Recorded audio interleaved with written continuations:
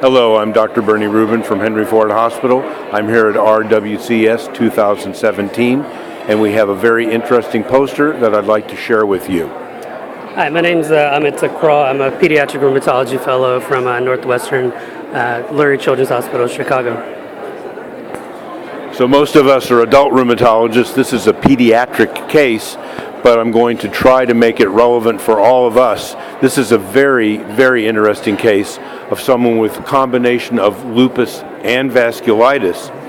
And what I noticed, doctor, is that she had coronary artery aneurysms. So for those of us who are adults, we see teenagers, how would we have thought about a case like this, and what would we do until we could get it to a specialist like you?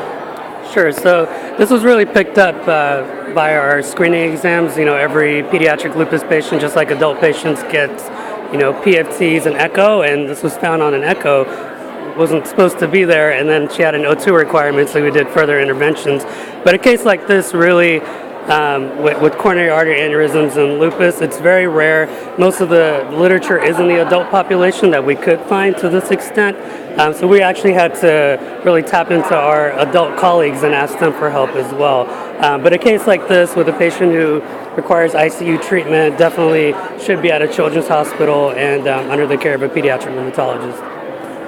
So, Dr. Thackeray, you told me that you picked it up on routine. So I do echocardiogram. So was the echocardiogram what tipped you off, and what was it on the report that led you to further studies?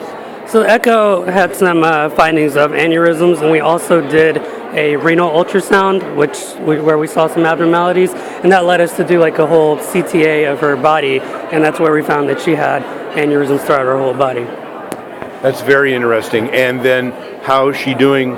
Did she do okay after her treatment? So we had to throw the kitchen sink at her. This is something that we don't see, so we tried to use all of our big guns, and she actually did quite well from a lupus standpoint. But during her hospital stay, she ended up having a brain bleed as well, which really complicated things because she's at such a risk for thrombus formation, and in coordination with the neurosurgeons, like this is a patient that we just could not anticoagulate anymore. She was in the hospital for about 6 months, in rehab for another 6 months. She's able to walk. She's doing quite well. She did have a hospital stay a few months ago where we found some new aneurysms, but the parents really didn't want to do any other further intervention, so we had to involve palliative care. Well, thank you very much. The take-home message is make sure you screen everybody and follow up on every screening abnormality. Right, definitely.